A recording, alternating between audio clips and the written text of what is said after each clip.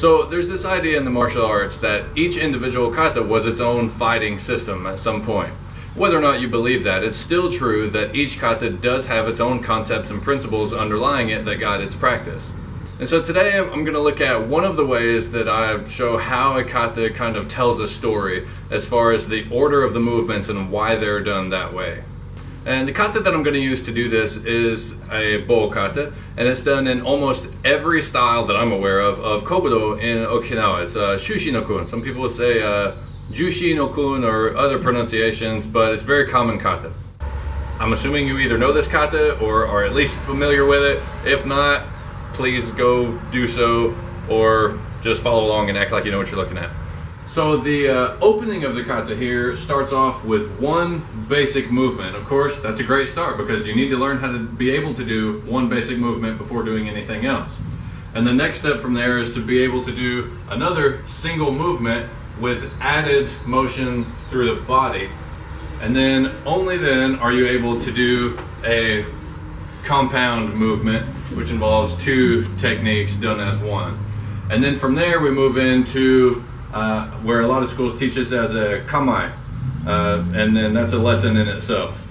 And after that, then you would learn how to turn and move into a full sequence of techniques there, where you get into combinations after you've learned basic movements in kamae. And only after that do you move into stepping away from someone as you're practicing, because moving away from someone is really difficult to do properly, and so it's something to be learned after you already have a good grasp on basic techniques and combinations.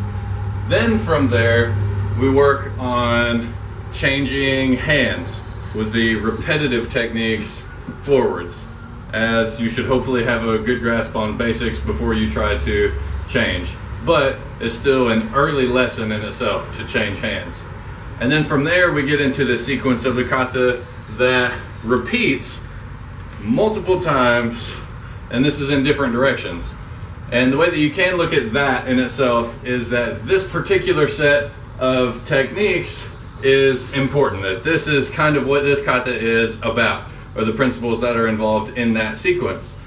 And so after you've finished that repetitive sequence of techniques, you start to move back with variations on these same techniques, kind of specialized techniques, I guess, where you make steps, then a fake, and then from there you're coming close to the end of the kata, and only then do you come to a really specialized technique that is not by any means basic or simple or things like that. And so it's interesting to watch how in the kata you only get to the longest combination of techniques at the very end.